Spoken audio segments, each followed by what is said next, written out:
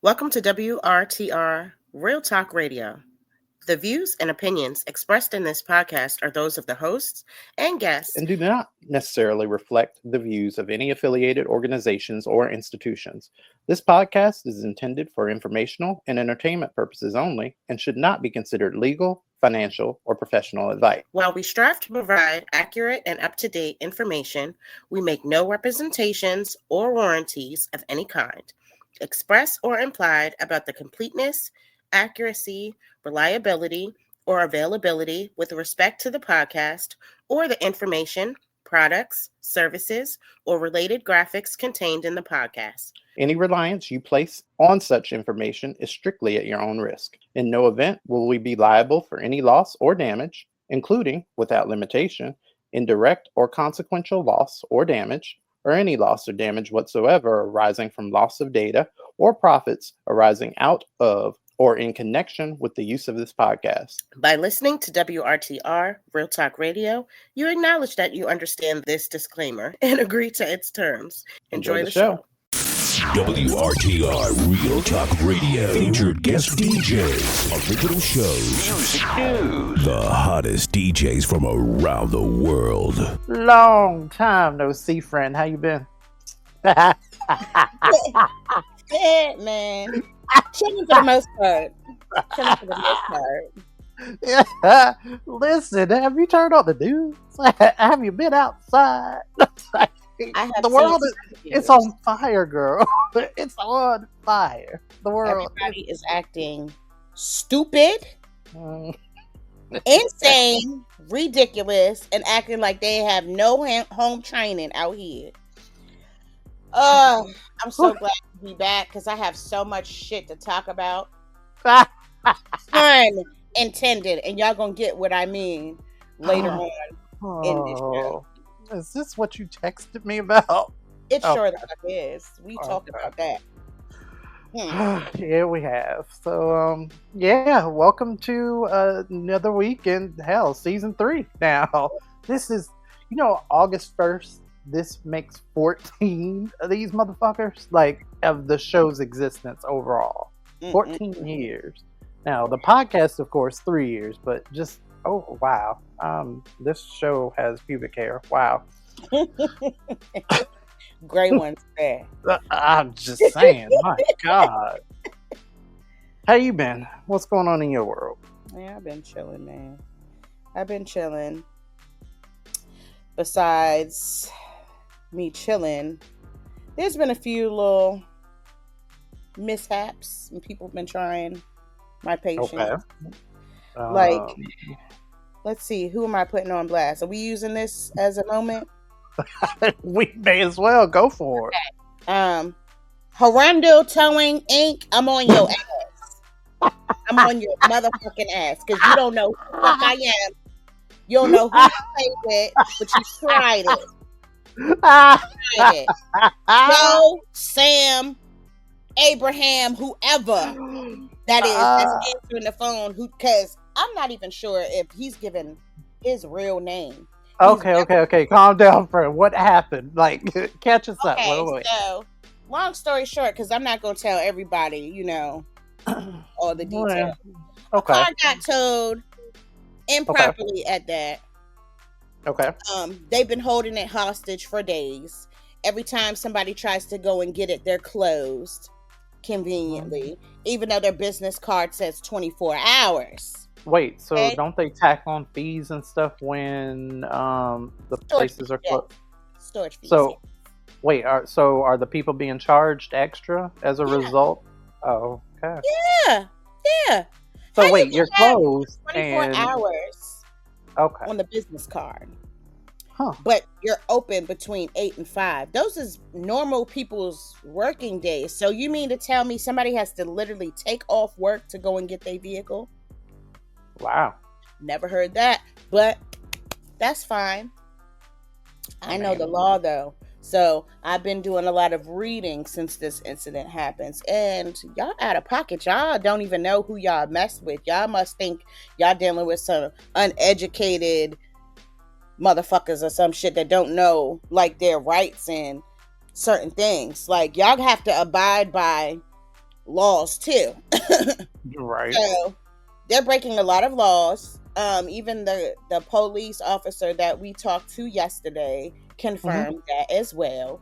Oh, you got the So police yeah, involved. You were like, baby. oh, you went full white woman. When it comes to corn, I don't play about it. We can fight I know about it that's all right. you want. People expect you to be aggressive and want to fight and do all that. No, I'm gonna run your pockets, baby. Yeah, leave that That's fight what I'm shit back about. in That's how your you got to 20s. deal with, people like that. Yeah. So I wrote a review on Google yesterday. Oh, they were sick, I bet. Oh, you're sick of me because why? I guess they close at 12 today. Well, they're not gonna get there until like 12:26 or so. Oh, Okay. they should be right there now. You know that man. The man said, "Yeah, I'll have somebody to meet you there to come and pick the car if you take that bad review off that you left." You trying to bribe me, bitch? Trying to bribe me? Oh, okay. Okay. Okay. Sound about right. So what we finna do is when they get there, we gonna trick bag your ass. Go ahead and talk about it. Recorded. You're being recorded. I'm gonna delete it. Yeah, upon release. But guess what's going right the fuck back up on the way home? Yeah, the fucking review. You got me fucked up. You never intimidate me, baby. And you're getting taken to court. Patty. Because what? Yeah, lawyer. I'm calling my lawyer. Yeah. I'm calling my lawyer. And you're mad. Because who you playing with? Got the right one on the wrong day, honey. Well, I feel you. No, because you know what? That is frustrating. It's got to be frustrating, especially if you have on your business cards 24 hours and then people go with this expectation. And, I get posted business hours. That's fine. But don't advertise something that you're not doing, especially when it relates to, time, because that is the more time that is there, the more money that you accrue, or the bigger the bill is. So. Okie dokie. Well, for me, I'm kind of establishing my new norm. I recently moved.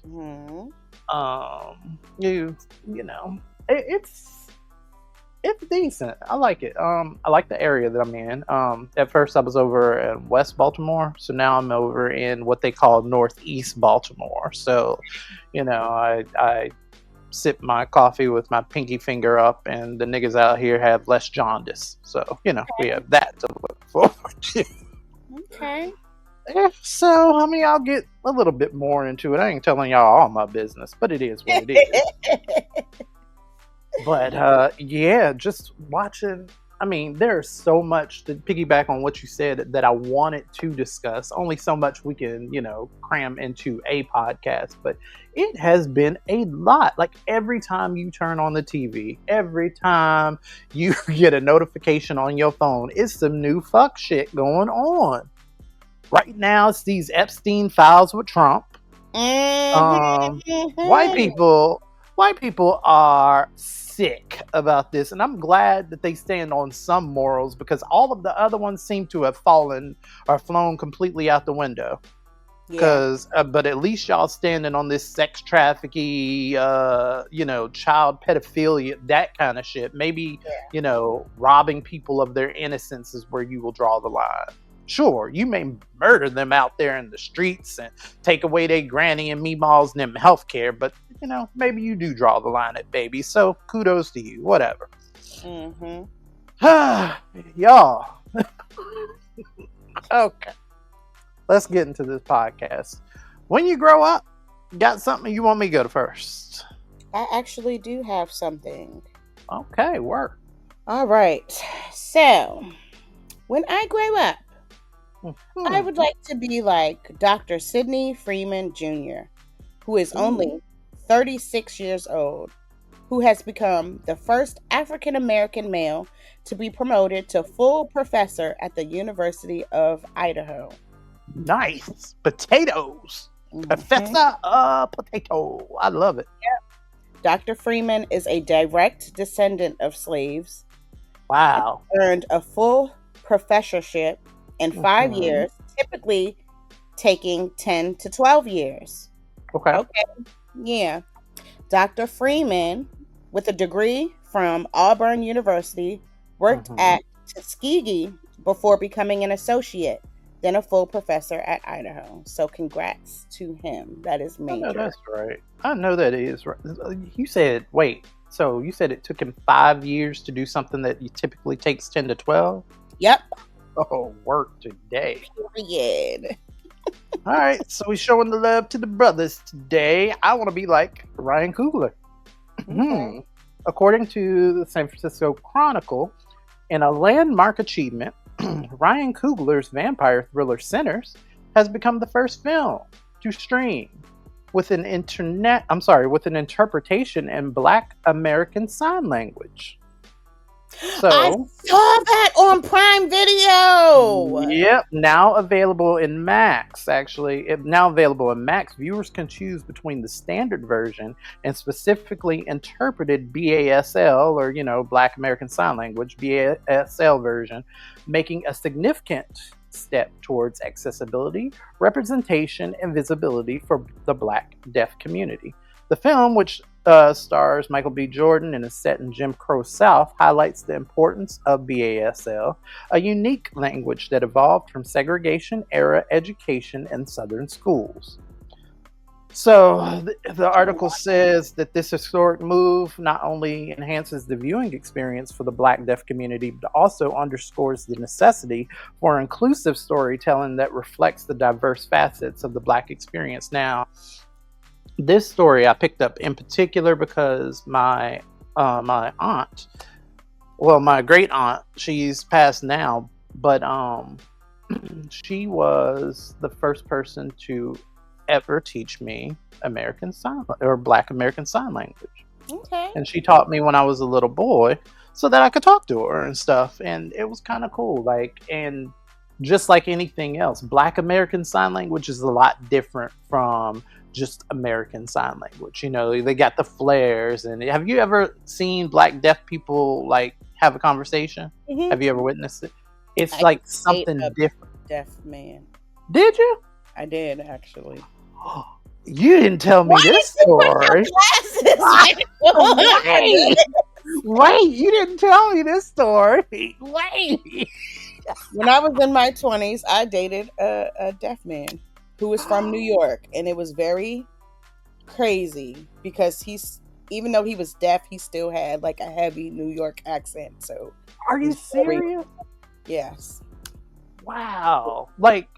The reason that it surprises me is just that I've never seen you do any sign language, or I didn't even know you spoke American Sign Language. I really don't, but I just understand certain things because my mom, she knows it. Okay. I've seen, I understand. I can't do it, but I can understand certain things. Okay. And he still talk, so I could understand what he said, but he could understand me because he could read lips really good. Okay. Now, over the years, I had to watch how I talked. I had to slow stuff down because sometimes I could talk really fast. So he used to go like this, slow the fuck down. Calm down. What is happening? Yeah. Okay. Cool. All right. Well, that was a nice little tidbit of lyric lore there. I love it. Oh my God. All right. So I picked a question this week for If It Were Lyric that's kind of juicy. Usually I will skip purposefully the question. Oh, you know what? Let's get into it. If It Were Lyric up next. Now, while we are talking about taxpayer dollars, let me tell you, and Donald Trump agreed with me at some point in time about this particular one. I have another UC. Elon Musk gets $8 million a day from taxpayers. Without objection. Thank you so much. Listen, if we want to start talking about who's donating to who and who's getting money, last time I checked, Elon Musk did close to $300 million to get him into office, and it seems like there was a direct payment right back to him. I get that it's not a not-for-profit, but at the same time, it is federal dollars. And you know what? earlier someone mentioned these hellholes, talking about the cities, right? Talking about cities being hellholes. I just want to point to Los Angeles. I'm sure that's one of the cities they were referring to when they said that. Los Angeles contributes almost $20 billion in taxes. You know what? That's more than all states in this country except for 4. So guess what? If we are going to push any ideologies, it seems like LA should have an outsized interest in the ideology, because it seems like they actually contribute more money than all these other states, especially these red states, to be clear. In fact, I have another UC. Without objection. All right, blue states are bailing out red states. I have another UC. Without objection. Massachusetts sends more funding to the feds than any other state. It seems like blue states are constantly putting red states on life support, yet we got these little red states that ain't contributing nothing, but they are definitely taking up a lot of money. You know, it is interesting because the governor in California, I don't know if you caught this, but Governor Newsom was talking about just holding on to his dollars, because California is what they call a donor state, meaning that they actually contribute more than they take from the federal government. And then you can go down south to states like Louisiana, who are broke, and so they need California to pay in. So it is so interesting that we are so concerned about whether or not we are pushing certain ideologies. But let me talk about some of these. I've got a few questions. We're going to play a game called Radical or Restorative. Radical or Restorative, a nonprofit that provides shelter and legal aid to human trafficking survivors. Restorative. A DOJ-funded program that mentors at-risk youth to prevent gang violence. Restorative. A grant-funded organization that helps women fleeing domestic abuse with housing and trauma support.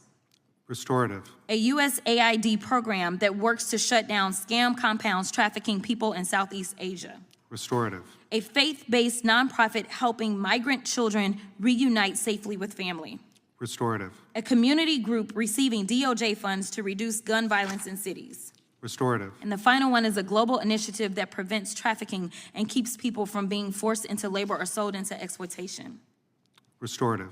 Thank you so much, Mr. Ambassador. What's shocking is some of these programs are the very ones that Trump and my Republican colleagues are working to shut down, if we really want to look at who is doing the work to help us. Maybe not what you should do, but definitely she would if it were lyric. Hey, you guys. What's going on? It's your girl, Miss Lyric, and I'm back with my segment, If It Were Lyric, where I discuss your relationships, situationships, friendships, and everything in between. If you guys want to continue sending me your advice questions, please send them to my Gmail at lyricbravado@gmail.com. Thank you very much. Now, let's get into it. Do you want to go first? Yeah, because before the break, I started talking about this. So I picked a letter from a gay man. You know, I usually, skip them because some of them can get quite disgusting. But, all right. Dear Lyric, for context, I'm a gay man in my late 40s that has lived a life. By the way, this is messy. This is messy. All right. Okay. Mild to wild, I have seen, heard, or experienced it all, but in this particular situation I'm in has me a little thrown off, so I want to get your input on it. You all have a unique blend of sense and ratchet, so I figured I'm in good hands. Here's the dirt. Around 15 years ago, I met this dude on the apps that I thought was so sexy. We would hook up regularly. You know what the apps are? Okay. We would hook up regularly and flirt back and forth online. One day, Facebook suggested him as a friend, so I started being nosy and looking through his pictures because he was somebody I not only liked, but respected and wanted to know more about. Mm-hmm. It was then, I'm going to read my dramatic voice. It was then that I found out that this dude was married, and he put in parentheses, yes, to a man. What can I say? I was a little ratchet thing back then, and that did not stop us from fucking. Oh, continue. As most shit that starts like that, it got boring, and eventually we would have catch-up conversations here and there online and would nod at one another in passing even when his husband was there. But that was back then. I'm a healed Christian now, LOL. Here's where it takes an awkward turn. Around 3 years ago, my FWB, friend with benefits, passed away. And recently, I met this dude that I thought looked familiar, but I didn't know where he came from because I work in public service. Come to find out, it's my late FWB's widowed husband.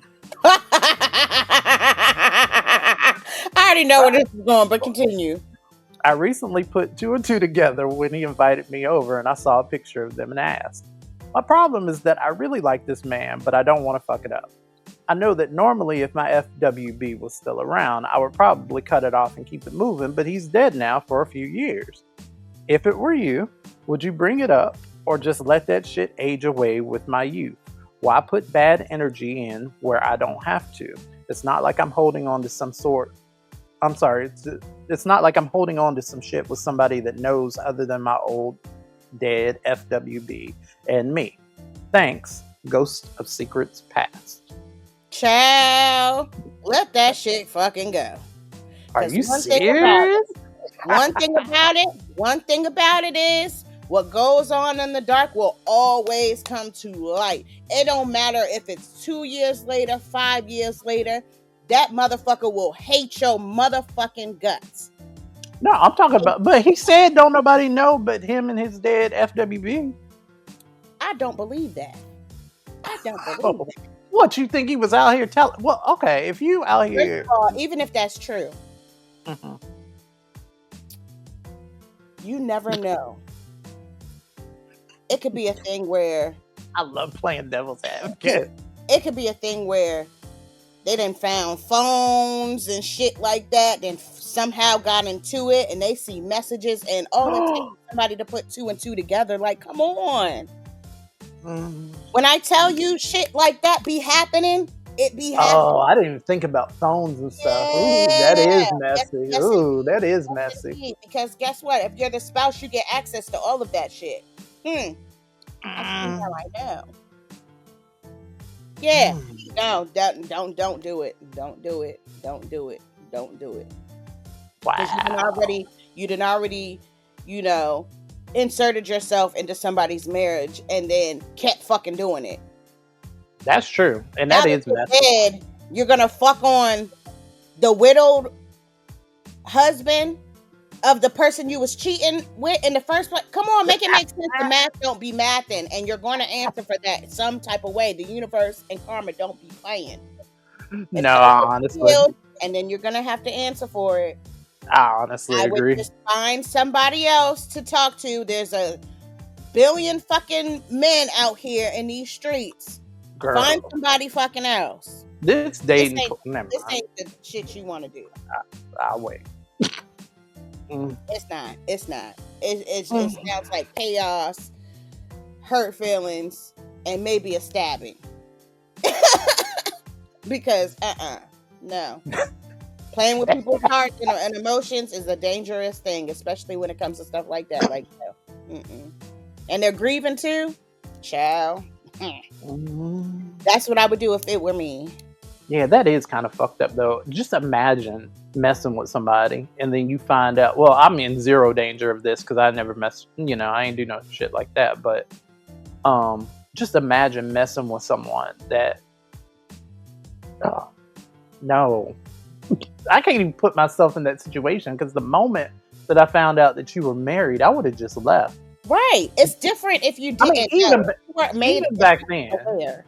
Even back then, I don't think I messed. Did I mess with married men? I don't think I messed with not knowingly. I don't think I did. I mean, shit, it was probably somebody that had something going on and I maybe didn't know, but I don't think I did it intentionally. Yeah, no, and you knew. I'm telling you, people are crazy out here nowadays. People have died for less. You better watch yourself. I'm just saying. And it's funny, but I'm dead ass serious. Like people's mental is not all the way there nowadays. Like you got to be really careful. Nowadays, where have you been? I mean, for the last couple of days, like literally since COVID, to me, people's Yeah, mental has not that been did kind of. like, That's kind of tip scale, dude. It yeah, did. yeah. So All right. don't do it. Moving right along. Mhm. Okay, so I have two, but I'm only gonna read one, and I'm trying to think of which one that I want to do. Okay, I'll do this one. Okay. All right. Anonymous, of course. But it It says, must be good. Dear Lyric, please help. I want to remain anonymous because my boyfriend sometimes listens to your show as well, and I don't want to put myself out there. Even though these clues may tell him what's going on because it's very detailed, I still don't want to say my name. Okay, that's cool. I've been with my boyfriend for a couple years now. On the surface, we have a good relationship, and he ticks so many of my boxes. My friends love him, my parents love him, and they've always said how lucky I am to have found him.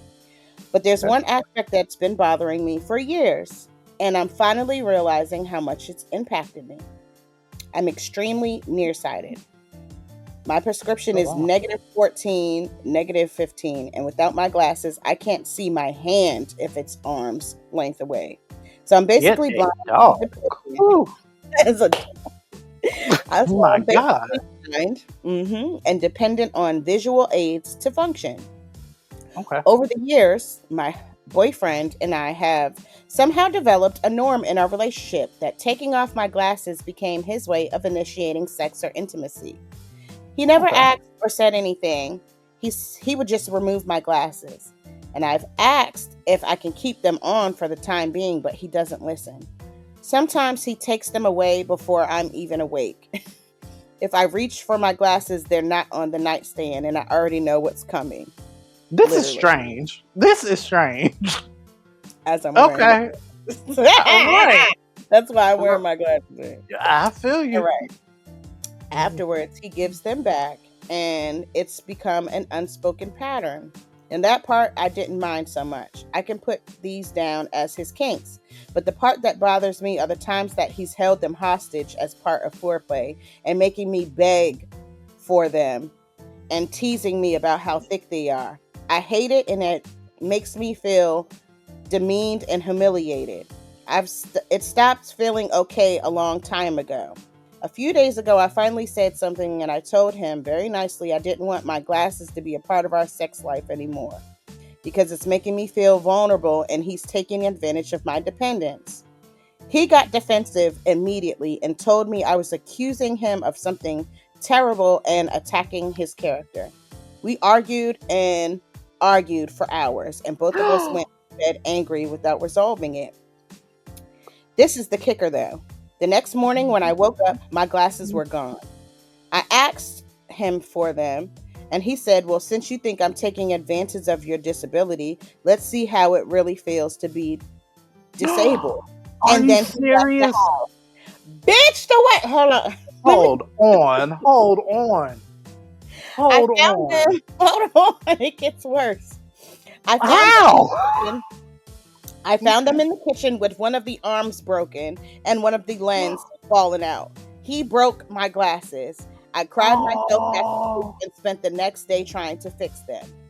Now I'm typing this to you with crooked glasses on my face, trying to figure out what the hell just happened. I genuinely love this man, and he's been amazing in many ways, but I have lost trust, a sense of safety, and a part of me wants to fix this, but a part of me wants to move on and leave him before it gets worse. How can I approach this going forward? You know what? This is heartbreaking. And at first I almost giggled a little bit because he was talking about the foreplay aspect of it. And I just imagine it's still mean-spirited, to do.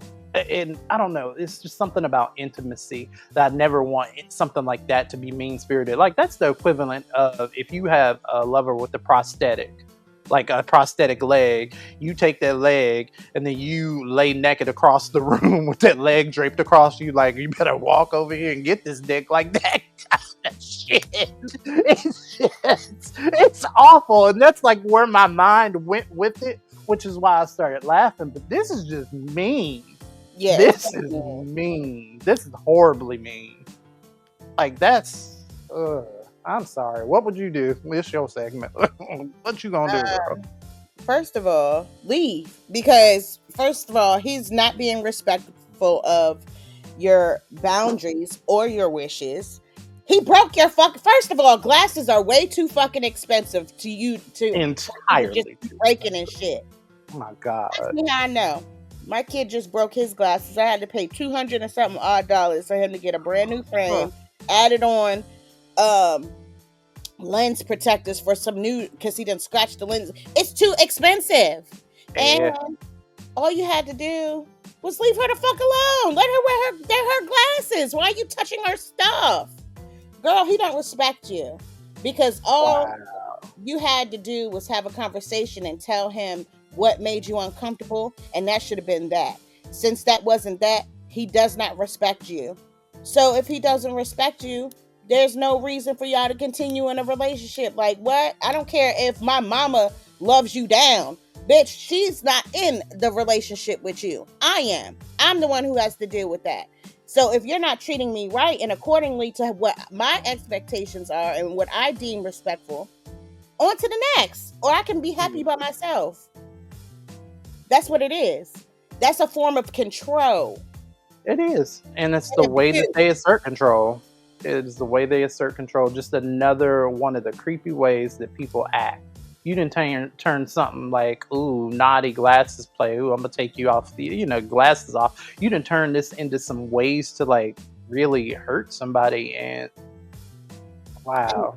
And this lets me know people are sick. People are sick. You don't know how to communicate or problem solve, because your first thought process should not be, let me break this bitch's glasses and hide them from her. What the fuck is wrong with you, sir? Have you lost your damn mind? Like, no, you don't do that. You don't know how to problem solve, so you shouldn't even be in a fucking relationship to begin with, to be quite honest, because who does that? Yeah, girl, leave him. And that's pretty bad. I'm sorry to say this as well. Okay. Starting as your glasses, next thing might be your face. Wow. I wasn't going to go there. That's how it starts. That's how it starts. Little by little, you give an inch, he takes a mile. And then, how did I get here becomes your thought process. How did I get here? Because you accepted your reality. Yep. You accepted it from the gate instead of checking that motherfucker at when you should have. Nah, this ain't no kind of conversation thing. This is a you need to get out of that situation kind of thing. Exactly. If it were me, if it were either one of us. Then, yep. Yeah. Yep. So. Girl, bye. Wow. But that's all that I have. I appreciate y'all for. See, I was trying to be funny. I was trying to be funny, and they just messed up my mood. Oh, well, this is life, though. People be really going through shit, and, it is what it is. Just make a smart decision for your well-being and your mental, because, like I said, certain situations you can have a conversation and sit down and work things out. This is not one of them. And if it were me, I would leave his motherfucking ass. Bye. Yeah. And that is all. Guys, continue to send me your advice questions to my Gmail, alertbravado.com, and I will see you next week. Bye. Okie dokie. So, trolling the timeline. Let's get into it. Season 3. I'm next. I want you to really hear me when I say this. The Catholic Church wasn't just sitting on the sidelines during the transatlantic slave trade. It was writing the permission slip. When I first started reading these papal bulls, I had to stop. Because they're not vague, they're not coded. They literally told Portugal, go, enslave, conquer. Non-Christians were fair game. That's the church in the 1400s. Greenlighting slavery on an industrial scale. And people want to act like it was just the kings and the merchants who did this. Like the church was reluctantly dragged along. No, the church gave it moral cover. It said God is on your side while you shackle people in your holes. and steal them from their homelands. And it wasn't just Europe.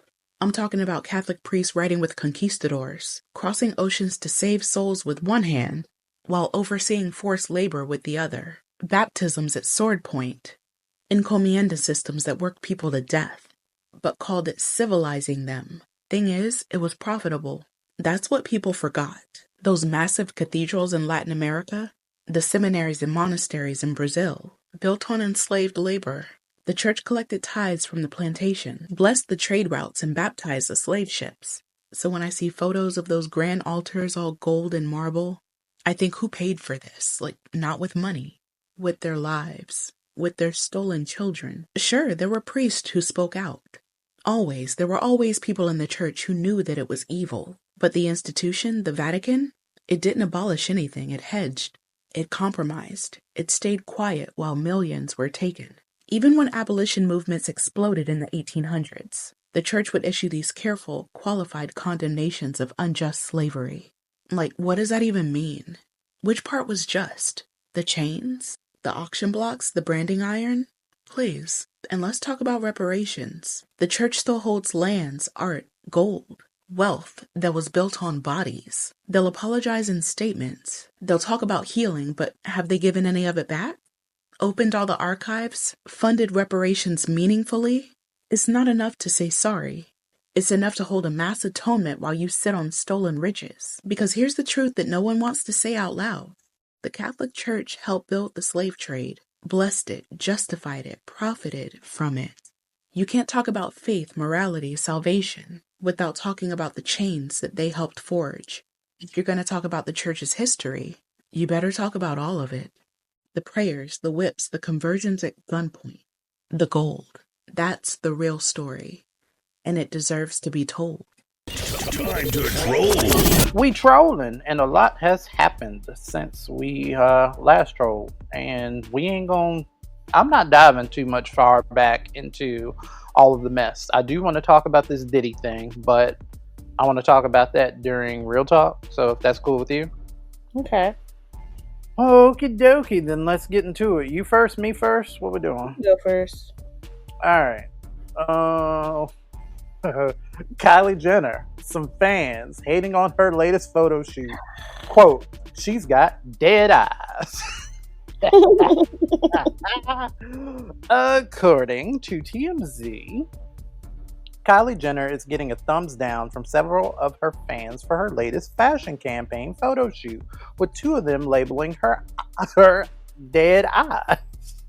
Have you seen these pictures? Or have you seen Kylie lately?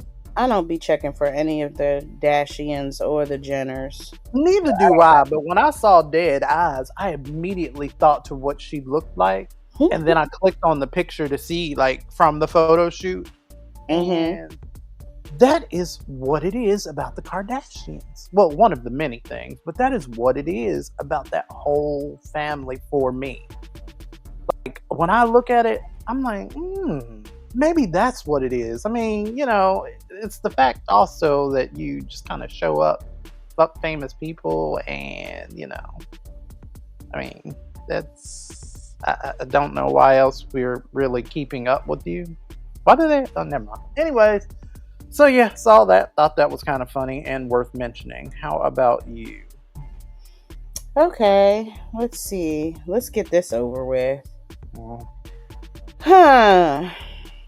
Why is Nicki Minaj in another beef? Nicki Minaj has slowly lost me over the years. And not that she ever had me, because I was never with that Barbie pink shit. Like, it was never really my tea. But with her and this Meg beef and all the nonsense that I just keep reading about her, every time I hear her name lately, it's just like, okay, Nicki. And I'll be trying to cape for the black girls. What's she do now? So, apparently, Nicki Minaj posted a picture of SZA's manager and had some words about him. Okay. SZA says Mercury retrograde. Don't take the bait. LOL, silly goat. Oh, I did read about this. Okay, go ahead. Nicki Minaj saw that, becomes irate to the point I saw this. Okay. where she completely berates SZA to the point where she's bringing up a time where years ago SZA was bullied completely off the internet for apparently drawing freckles on and saying that they were hers. She's saying all types of stuff about her career. She called her ugly. She just said a whole bunch of wild stuff. And I mean, read all of it, and it's too much. It's too much to go down. If y'all want to read it, just look it up on the Shade Room. Yeah, it's a lot. And I mean, here's the thing: Nicki Minaj has always had mean girl energy, and what makes me happy about this incident, not for SZA, but just happy that this happened, because people's eyes are starting to open.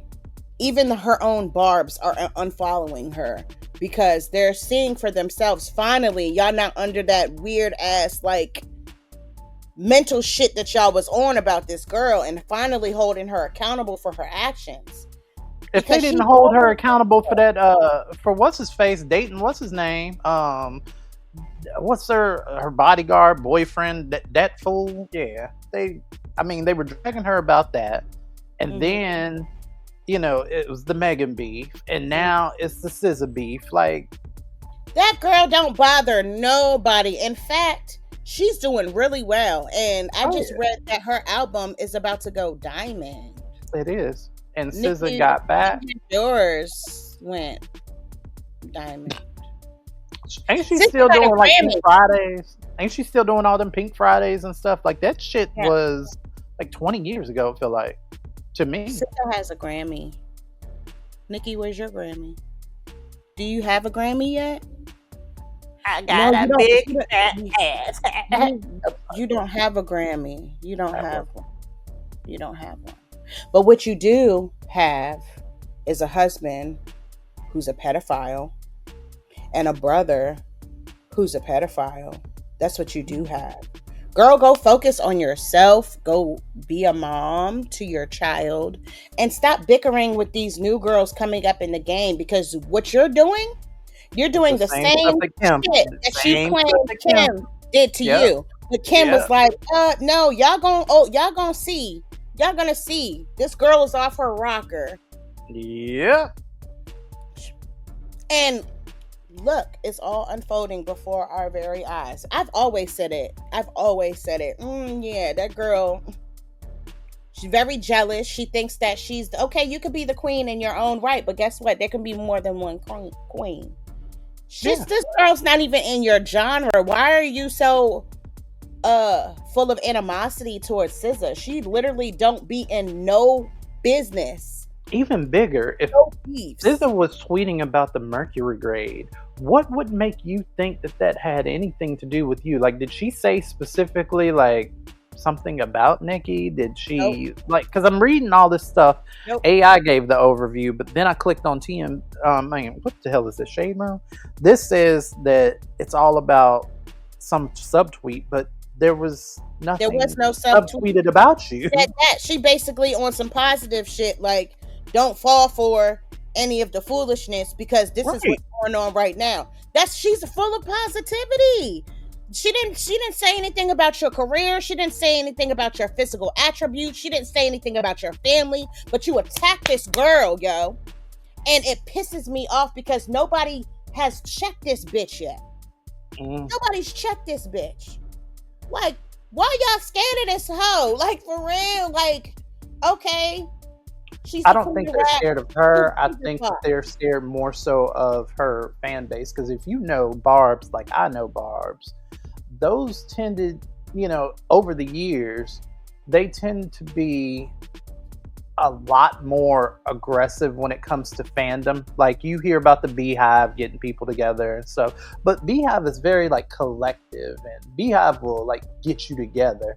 But Nicki's fans, from what I've witnessed personally in the news headlines over the years, they're the types that will enact violence or dox you or fuck with your life. Like, it's not just surface level hijinks and fun. And it seems to be rolling downhill because it's coming from her. Yeah. If you thinking of Mercury retrograde tweets are about you, like, sis, you okay? Mental illness and alleged drug use, because everybody is saying that you like to, you know what I'm saying? It's almost like this reminds me of, you know, the kind of behavior that I started witnessing from Kanye before, you know, or increasingly over the years. I'm just saying that. I don't know, Nikki. You keep disappointing us. Speaking of disappointments, Stephen A. Smith says that in a tweet, he says that he couldn't care less about the Epstein client list and claims most Americans feel the same.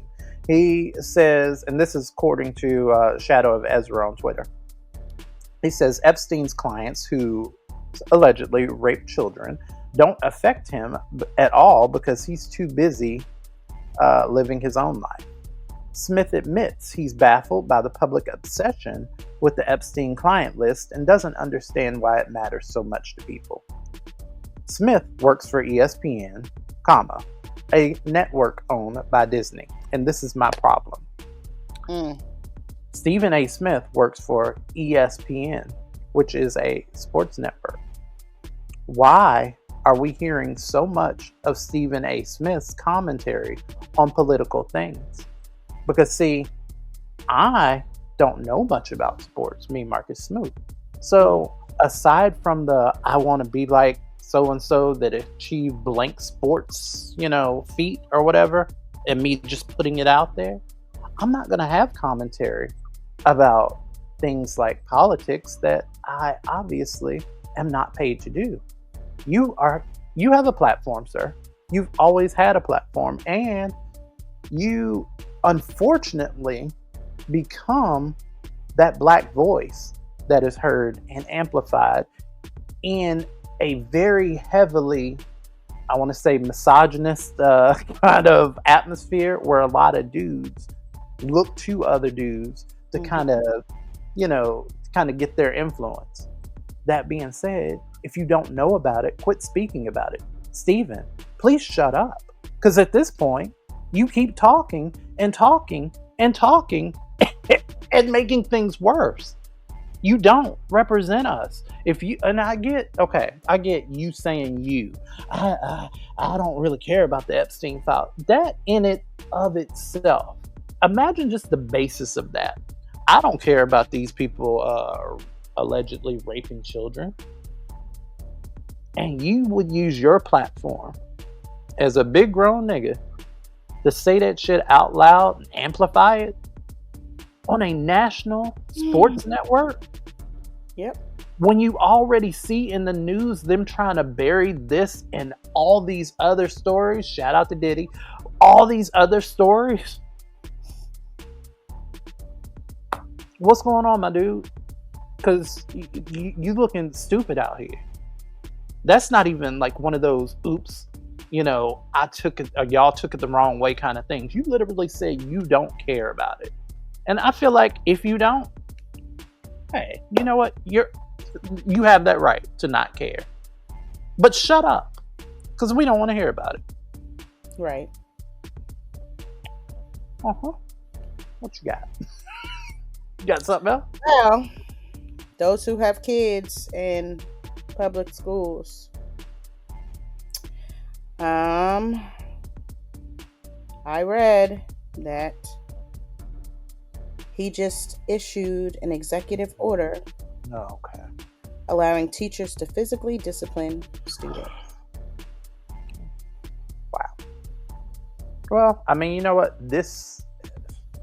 This reminds me of the 80s and being in Texas as a little black boy, and they would paddle students in school. Did you go to school where they ever paddled or anything? Ain't nobody ever fucking paddle me.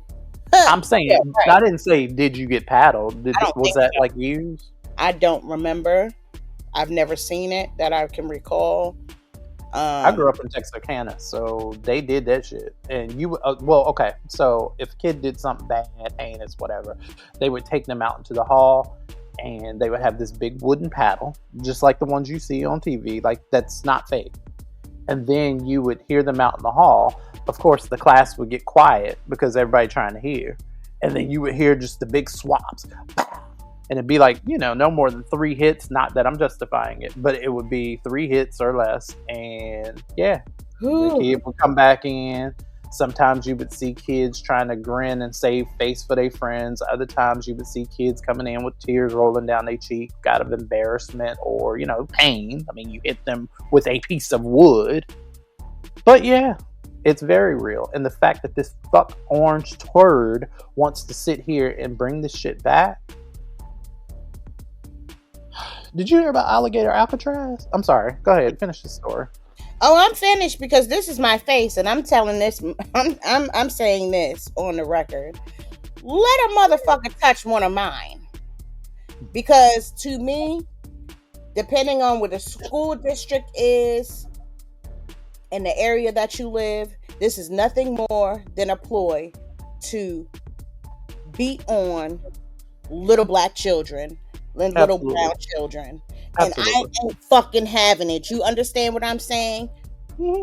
Try it, bitch. Try it. Let one of my kids come home saying that they got touched in any motherfucking way. I will burn the entire fucking school down. Stop playing with me. Amen. Whew. Mm-hmm.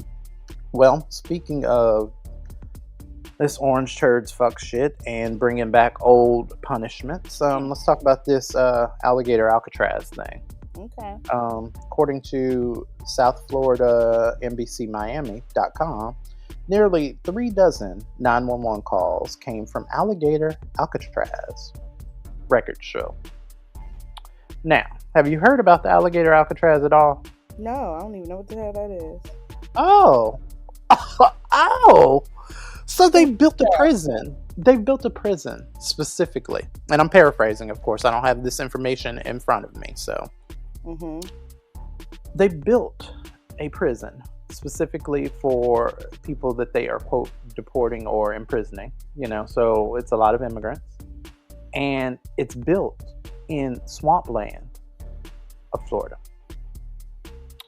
And in the swampland, of course, it's surrounded by alligators. So essentially, you have a prison. Okay, so they have this building that they put together. Google it. Alligator Alcatraz. Look at the pictures. So it looks as if they've taken an old building, kind of put it, did a rush job to put it together to make it a prison for these people in which they cannot escape. A lot of them are allegedly being imprisoned that are legal citizens. Others are being, imprisoned that aren't legal citizens. But at what point did putting them in a prison surrounded by alligators and shit? Like, this is some horror movie. What was that movie with the people in West Virginia? The Hills Have Eyes type shit. Yeah. This is that. This is very that. And they're doing this and enacting these kind of, like, this is some straight up hillbilly shit. This is stuff that I grew up around in West Virginia. The white people up there in the mountains doing that shit. So, according to this article, it says nearly 36 911 calls have been made from an immigrant detention center in the Florida Everglades. And new records are shedding some light on what the calls are about. Since July 1st, when the state-run facility dubbed, quote, Alligator Alcatraz opened, there have been 34 calls, an average 2 per day. Just 2, according to records, were medical calls, while 4 were, quote, special contract calls, and the other 4 were labeled, quote, legal advice. But in most of the list, a total of 11 were under a category a category labeled as, quote, unknown problem. So on Friday, Florida Governor Ron DeSantis spoke about what's happening at the facility. So he said, quote, "You've had folks that have been deported from that place, and I anticipate as we get into next week, I think you're going to see that pace increase," DeSantis said. Now, that's how flippant that he's been about it. But from what I've seen in the reports and the TikToks and all that, a lot of people are talking about these people having poor living conditions. They keep the lights on all night to where they can't sleep. They're being fed food with maggots in it. People are being denied health care when they really need it. Like you had some person denied their medicine. Like this is serious. And it's getting increasingly worse because we keep allowing this. Yep. So it is what it is. You got anything else? Because I pulled 3. That's all I really, care to talk about, other than the Diddy thing. And I said we'll get to that in real talk. Let's see. Okay. Mm-hmm. Texas. We on y'all ass too. Apparently, starting this September, schools in Texas will be able to suspend younger students as low as the 3rd grade. Suspend them for not having stable homes. What do you mean? Homelessness. A new law, House Bill 6, allows out-of-school suspensions for students below 3rd grade and those deemed homeless under a federal law that helps schools assist homeless children. This new bill gets rid of that previous law from 2019, which made it very hard to suspend homeless students. What do you mean suspend them for what? They're in 3rd grade. For having unstable homes. That is not having a permanent address is not the responsibility of a 3rd grader. Go ahead, white people. Neither is an 8-year-old an adult, but Trump feels as though anybody over the age of 6 shouldn't be SNAP benefit users or Medicaid users because an 8-year-old can go to work every day and fend for themselves. This is the type of fuckery and foolishness that y'all let into the Oval Office. Instead of that qualified, very moral standing black woman, because of the woman of it all. Sure. The aim of the new law is to help teachers manage their classrooms better, especially after issues by the pandemic. That's what it say. How were the homeless kids affecting the classrooms? Like, do not know. Defining who qualifies as homeless can be tricky, as different schools might have varying criteria. According to the McKinney-Vento Act, a homeless student is someone who does not have a regular or adequate place to sleep, such as living in a motel, a car, or staying with other families due to money problems. Okay. I mean, y'all are fucked up. Everybody is fucked up, and this is what I said. Ever since COVID, y'all have just been allowing fuckery. Y'all mental not there. Everybody's acting like they're stupid. They are. No, they're not. That's not an act. They very much so are. And I'm like, are you fucking serious? Are you fucking serious? Like, some of these news stories are so baffling to me. It's embarrassing to even repeat them at this point. It is 2025, and it's like this motherfucker has sent us back 45 fucking years. In how many months? It is July. Mm-hmm. We are recording this on July 19th. Mm-hmm. This is okay. Sure. Okay. Ugh. Yuck. I mean, I don't want to get on here every week bitching about this president, but y'all, did you see the liver spots in the health conditions and stuff? Did you see them? All I'm gonna say is the Simpsons. Well, I will say this. I mean, I'm not gonna say anything that's gonna get us, in the clank, but I will say that call me when it happens for real, because I see a lot of I see a lot of alleging going on. I see a lot of this was announced and that was. Let me know when it happens. Listen, the Simpsons have predicted a lot of shit. They did, down to picture frame and the frame of the cartoon, literally identical. Are y'all saying Matt Groening or Groening is y'all? He a prophet. All I'm saying is Sure. the Simpsons. I ain't saying nothing else. Y'all can read between the lines. You get it. Those who get it, get it. Those who don't. Okay? Yeah. All righty. Well, I'm done with the timeline. What about you? I have one more, actually. Go for it. Some say hero, some say criminal.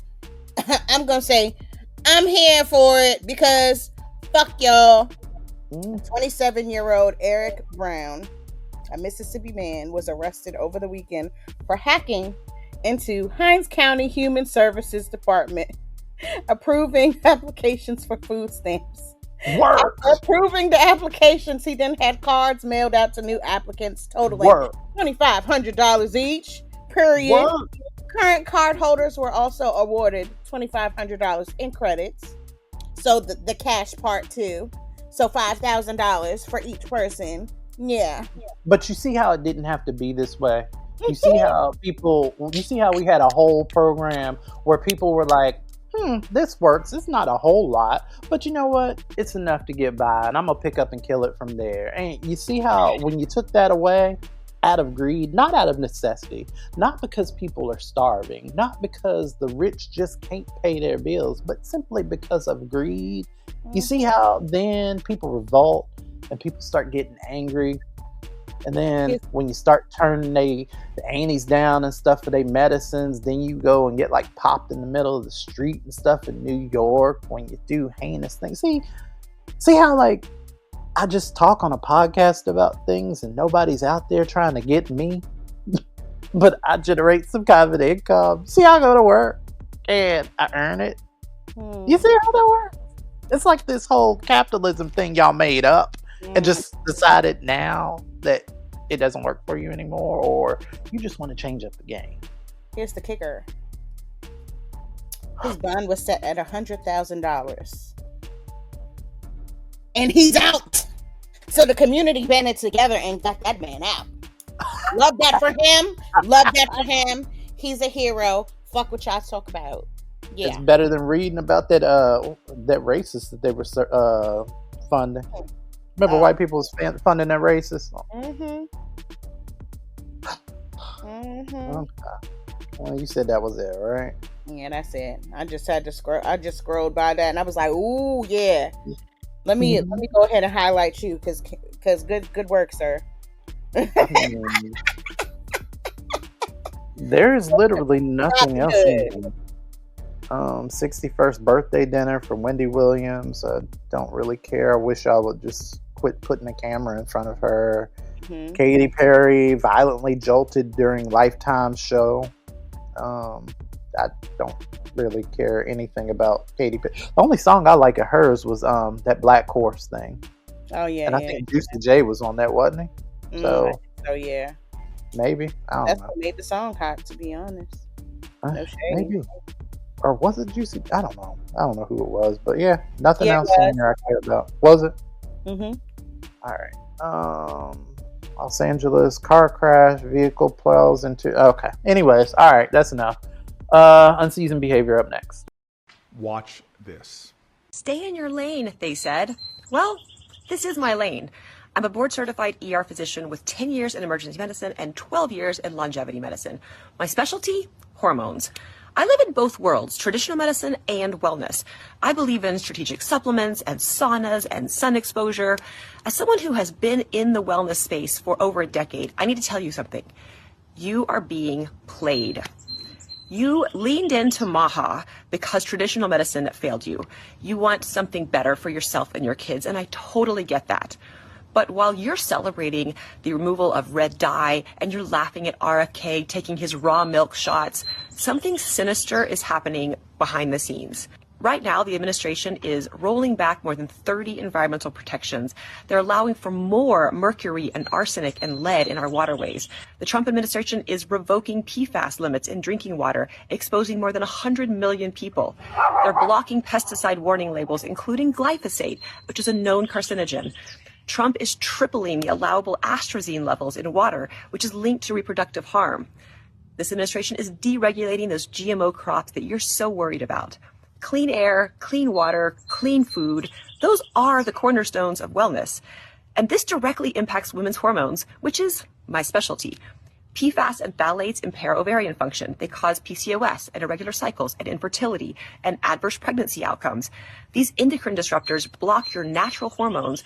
They affect thyroid function and they increase your breast cancer risk. You want me to stay in my lane? Well, protecting women's hormonal health from environmental toxins, this is my lane. Whatever your politics were or are, this is happening now. And we in the wellness world need to pull our heads out of our asses and start making some noise. It's official. Trump has ordered the Department of Justice to no longer prosecute men for abusing children. He has decided that all of the men that were involved with Epstein to violently assault and abuse children will not be held accountable. He will not be prosecuting them. And they can continue to assault children wherever they want. He fired the lead prosecutor. He said the case is over and done with. He said it was a hoax, even though we have dozens and dozens of women who are out there saying this happened to them. And they know the names of the men who did this to them. Trump has decided they're not going after those men. They're allowed to roam free. Do we understand that the administration has taken a stance in favor of men abusing children? That is their official position. They're letting these men go out and abuse more children, knowing full well who they are, because the women who were children when they were originally assaulted told them who they are, and they're choosing not to go after them. Marcus has your glimpse into a world without seasoning. Now, I usually keep my business to myself, and I'm going to continue to do so, but I will share that I'm back into this single hellscape again. Okay? And I don't have anything exactly prepared for this segment, because I kind of want to freestyle it a little bit and just have an active, interactive conversation with you instead of like me presenting my normal think piece. So, deal? Okay. I'm with it. Being single at my age, with this mindset now as a gay black man, sucks. It sucks. I see it, I see it now. I truly see why so many of y'all stay to yourselves. Because you be thinking, it's always the same niggas that are single. It's always the same people out here in these clubs. It's always this, that, and the third. The reason is because, there's one where you go and, meet people, but also it's like the same people are single because they got enough sense to stay that way. This dating pool got Pete all up in it. Pete and Dookie now. Total turds. Mm-hmm. And it's been interesting just navigating how, I thought that at 40, or 44 now, going into 45, I thought that my interactions would hold a little bit more weight and kind of be a little bit more substantial. That has not been my experience. Y'all are wild out here. Wild with the shit that y'all are into, the shit that y'all do, the shit that y'all say, and the way that you interact. For a lot of you, I've been going, okay, So I finally went out to I ain't gonna say, but I went out to one of these clubs that I've been trying to go to, right? Lyric, when I tell you, the people in there, it was quite the show. First off, I think a big problem with a lot of people is that they wear personalities instead of actually show up their authentic selves. You got a lot of people out here pretending to be shit that they're just not. And the bad part about it is you can tell people's authenticity from the shit that they really just, you can tell the difference. I can tell when you're wearing a personality. Yeah. I can tell when you're saying something, not that you're believing it, but I can tell. Yeah. And I don't think people know that. Y'all didn't tell me it was going to be, ugh. I hate it. But people have been living in a false reality when it comes to themselves for so long. They actually start to believe they are the person who they think they are. And that's so weird. That is so weird to me. It's so odd because it's like, you realize you're just like even down to the way that certain people walk. You will see somebody walking all hard, and then they got to do this like kind of like movement and shit. You'd be like, why are you doing all that? Just walk normal. Stop that. The absolute most. Just walk regular. You don't have to put on a front to kick it. And you know what? And I don't want to do too much on people because self-awareness is a journey. Because this world often reminds you, this world often forces you into these weird ass like molds. And if you don't fit into that mold of what society wants you to be, everything that you don't fit into becomes, it makes life that much harder for you. So if you don't present a certain type of way, you are, life is a lot harder than you. If you don't make, or a lot harder for you, if you don't make X amount of money, life is much harder for you. Like those kinds of things like that, I get. What I don't get is just trying to establish authentic connection. And I'm not trying to at this point, but I'm just seeing how people interact. So it kind of makes you less eager to go out and be social. Because as a person that is fighting depression like myself, it's important that I get up and go out and interact with people and be part of this world. But it's like, I feel like a video game character. And, it's like you're dealing with so many different personalities versus people. Everybody trying to put on this front of who they are versus just being who they are. So I know that's ranty and aimless, but I just wanted to say it sucks. And, it is what it is. But it's going to get better. Oh, no, I know it will. No, I'm fine. Like, it's, I'm good. But it's just the fact that you got to deal with this nonsense. Ugh. Yeah. I know. Anyways. All right, let's get into these Y-Files. Second half of the show up next. We have some huge news right now. FBI officials were specifically told to flag any Epstein-related document that referenced Donald Trump in their thorough review, according to Senator Dick Durbin, who's the leader of the Democrats on the Senate Judiciary Committee. Now, Durbin went on to say that there are thousands of documents related to Jeffrey Epstein that the FBI was essentially reviewing over the past several months, thousands of records that the public has never seen. But what's significant is that FBI officials were literally told, those reviewing the documents, to flag anything that referenced Donald Trump. Now, there may be a couple reasons for that. Number one, these documents are never going to see the light of day if they mention Donald Trump. Number two, it's significant that they're specifically told to flag Donald Trump, given that he's the president of the United States, and if he wasn't in the files, then they wouldn't be told that. It wouldn't make any sense. So some significant news coming out of the Senate right now. We'll see what happens next. I'll provide you updates every step of the way, so spread the word and follow along for all the news you need to know about. Why do you have roaches? The Why Files. Why do my children hate me? On WRTR Real Talk Radio. Why did my vagina burn? The truth is out there. Explaining the unexplained, we're answering why to the questions you want to know by taking your skeets over at Blue Sky at WRTR Radio. We take your emails also at WRTRradio@gmail.com. This is the Why Files. Remember, the truth is out there. What you got, Miss Lyric?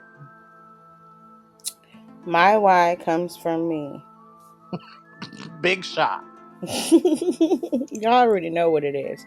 Why do people constantly try to get over on other people? Uh-oh. I know where this is going. Every which way they can possibly get over. Aww. Why do you feel like you gotta just take advantage of fucking people? Why do people have to do that? I know you mentioned that just can't just be a decent fucking human being. Oh no, they don't know how to do that. Oh no. What is that? Why do I have to be the one to have the restraint when I want to chicken choke the shit out of somebody? Not choke. Yes, I want to put hands and feet. Why I gotta be me to chill? Relax. Calm down. Woosah. Because people be trying. Yeah. Because when you don't, and you get beside yourself, and then you rightfully stand up for yourself, then of course people make you the problem. That is why. And jail. There you go. Why? Because the truth is out there, and so is them handcuffs. This one comes from Crystal in Dallas. Crystal wants to know, why is it that people are acting like this realization of how bad things are with MAGA is somehow this magical revelation or biblical event? Because people are delusional. It's very not. This is not. Because people are delusional. Like, it was all right there. It all unfolded. Go back and listen. Listen to our podcast. Go listen to Joyanne Reed. Anything that she put out.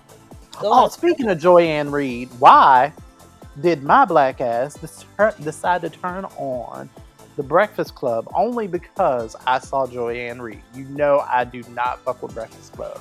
Mm-hmm. But I did see a couple of things that she said. But the first thing that pissed me off when I looked at it, they had Just Hilarious's dumbass over there, and they got her, like, in the background of her, they got her, and it's like some rainbow flag or something like this back there as like showing solidarity. I'm like, girl, stop this. Leave the gays alone. You do not fuck with the gays. And you've been dragged so much by the gays that now you want to put on this, oh no, it's all fake. Look, it's the rainbow. I love you all. Unicorns. Like, shut up. But no, Joyanne Reed, she had said some really great things on The Breakfast Club, so I will put that out there. I don't like to, you know what? I'm not going to take away streams from them. If you want to see it, go over there and look at that episode. Everything else you can turn off. But the points that Joyanne Reed made on there were excellent points. So, yeah. Anyways, why? Because the truth is out there. I got one more from Hardy from Tennessee. This was actually to us. Hardy wants to know, why do y'all take so many breaks? I be trying to listen, but I forget to look when time passes. Are y'all going to do more shows? So, Hardy, yes, we are going to do more shows. You know, we have to take breaks sometimes. Because have you seen this news? I'm not going to be one of those people that does the most. I'm not going to be like, I mean, shout outs to Aaron Parnas, but Aaron Parnas be putting in work every time that something happens. That nigga be on, you know, on what is it, TikTok, talking about it. So I can't be that. I'm not made for that personally. There's only so much of this BS that I can digest. Now, it was fun when, you know, the world was not normal. It's never been normal, but it was fun when the world was fine and people weren't out here purposefully trying to oppress people and put them in and snatching them off the streets and putting them in prisons where they feeding them maggots.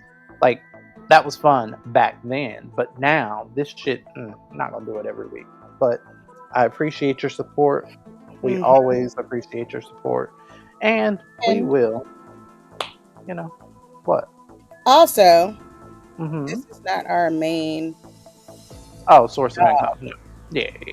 So a lot of y'all think that this is all we do. Please be aware of that. Like, we really be busy. Like, he works. Oh yeah. I've had some health issues, so outmoved. I'm not. Mind your business. But I'm in school.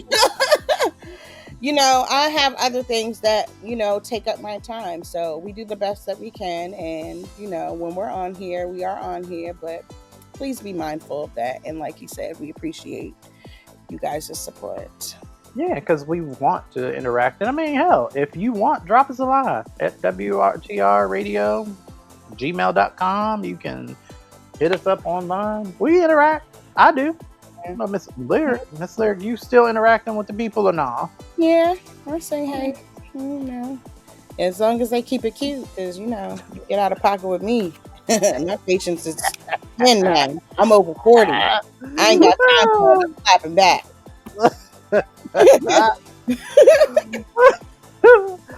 All right.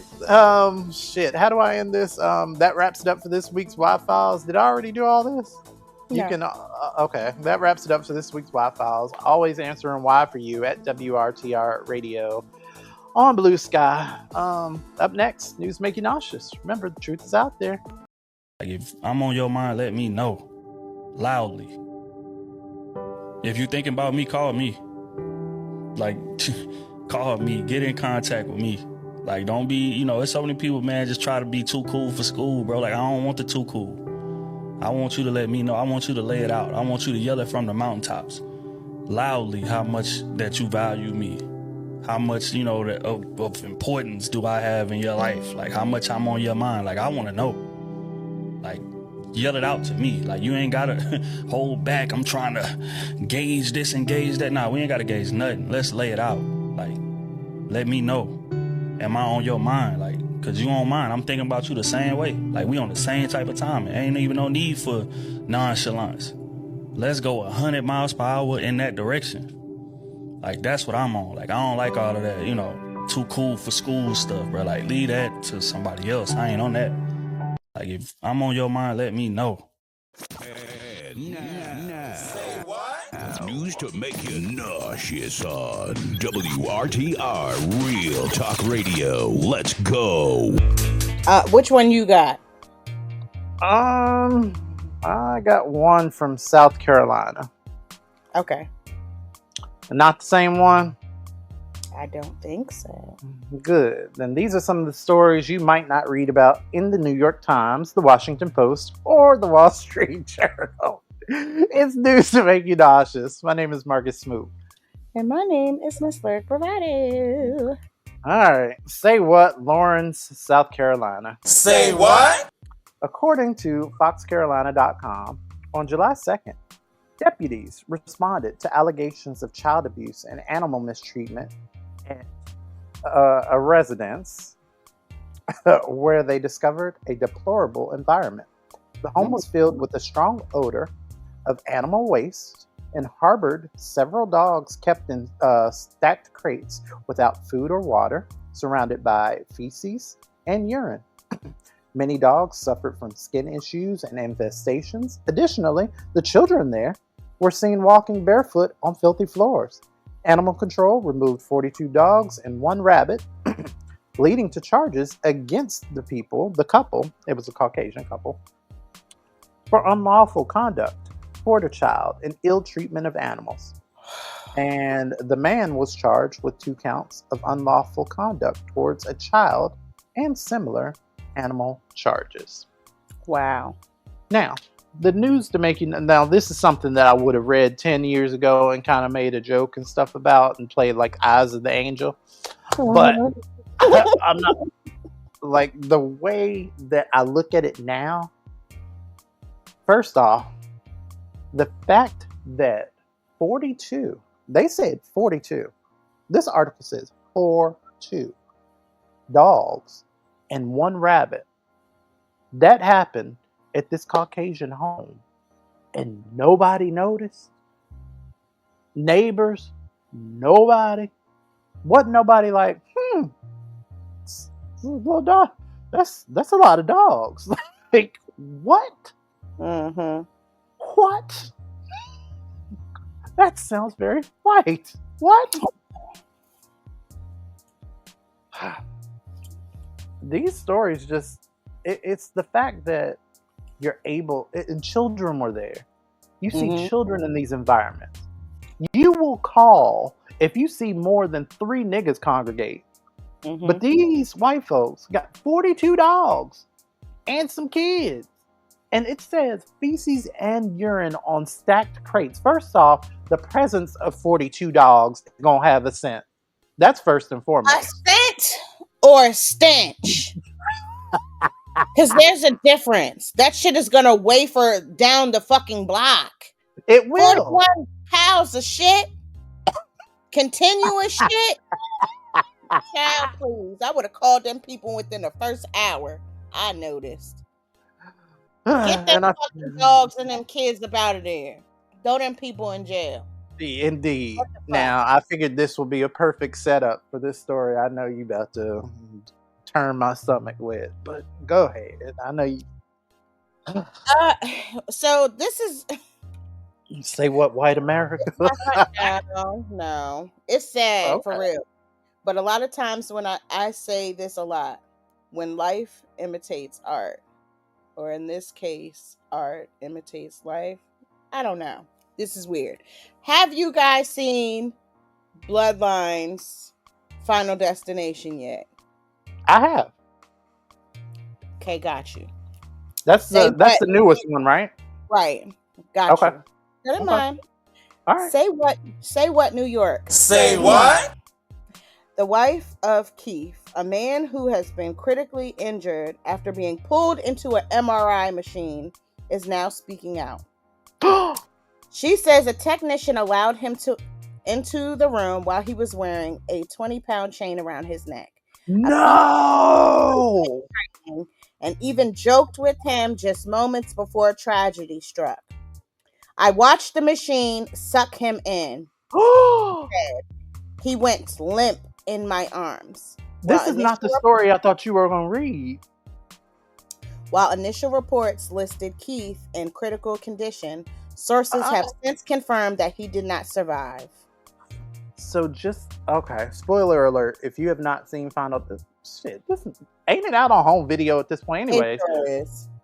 So in that part of the movie, you will see somebody, like, I think the MRI machine is turned up, so it has like this magnetic pull. So then you see people, you see stuff in the hospital kind of like start moving towards the hospital room with the MRI in it. And of course, it's Final Destination, so it has to be a gory outcome and somebody being split in half and all this other stuff being sucked into the machine. So, wow, very real. I don't want to even fucking think about what that looked like, because watching that movie scarred me. All those fucking movies scarred me for life, like literally. I still can't drive behind a fucking Mack truck with them damn. Do not look at my TikTok stories today, because as a matter of fact, I reposted a video in my stories of that very thing happening, and then this white man then comes in and he's like, you know what? He's like, this is something that every millennial has always feared of, and like literally that. I'll send it to you on the break, but yeah. Oh my gosh, that happened. Stomach. Yeah, it happened for real. Well, I mean, I don't know if somebody was impaled as a result, but I know that one of those things came off the back of the truck straight into somebody's windshield. Oh my God! See, there's video proof of it. So no, see, the roller coaster one didn't really do it for me, because I've seen that happened even before they put that scene in the movie. But I Right. don't know, something about that truck with the wood logs and shit. No, scarred for life. Now this is another thing because, like I said, health issues. I be having to like go get stuff done. Mhm. I'm scared now. That shit like that shit freaked me out. That scene, when y'all go watch that movie, you will understand. Like that shit was fucked up. It really was. It really was. Ooh, gross. Condolences to that lady though. Yeah, that is. Am I wrapping up this segment, or did you want to talk about that thing? Oh. Yeah, that thing. Well, we could go ahead and end, and we'll talk about that after. That ain't got nothing to do with Diddy, but okay. If you want these and more nauseating news stories, make sure you follow us over on the Blue Sky at WRTR Radio. I am at MARCUSSMOOT. That is on TikTok and again, Blue Sky. And I am at Instagram, Facebook, and TikTok at Lyric Bravado. Same social media name on all my platforms. Okie dokie. Diddy trial results and how y'all don't give a fuck. Up next. New tonight, 3 sources confirming to NBC News that Maureen Comey, a prominent SDNY prosecutor and daughter of former FBI Director James Comey, was fired today. She played a big role in prosecuting Epstein, as well as Ghislaine Maxwell, and in the Diddy trial. We cannot confirm a link between Trump and the firing at this time, but Trump has been going after Democrats, including James Comey, the FBI reportedly opening a probe into him last week. As for her role in the Maxwell case as it pertains to the Epstein files, Politico reporting, quote, a judge upheld the FBI's denial of access to the bulk of the Epstein records. The judge's ruling rested largely on a formal declaration from a federal prosecutor deeply involved in the Epstein and Maxwell prosecutions. Assistant U.S. Attorney Maureen Comey, the daughter of former FBI Director James Comey, she argued that disclosure of the investigative records was likely to interfere with the appeal in Maxwell's case. The exact reason for termination remains unclear, but sources say she was terminated pursuant to Article 2 of the Constitution. Keeping it 100. It's Real Talk on WRTR Real Talk Radio. We keep it real. All right. So before we get into the Diddy shit, let's talk about shit that I was made aware of maybe like a week ago or so. Mm-hmm. That's when you told me. I was on TikTok minding my own black business. She wasn't. When I was accosted by a video. And in this said video, it was a Caucasian woman talking about her and her family of 6 sharing what she called a poop knife. And I said to myself, so what the fuck is a poop knife? Like, what is a poop knife? What is that? Apparently, this is not anything new. It's new to me and new to a lot of black households. I've not heard of this. We were unaware of this existence. But apparently, some white families keep a knife in their bathrooms. Of course they do. To cut up poop logs that are too large and will not flush. Now, not all white families do this. No, of course not. I ran across some who was like, I went to my friend's house and they had, and I asked where their poop knife was, and they looked at me like I was crazy. What the fuck is a poop knife, and who the fuck started this shit? And then at what point do you see yourself needing one? Why would that kind of an apparatus even be needed? What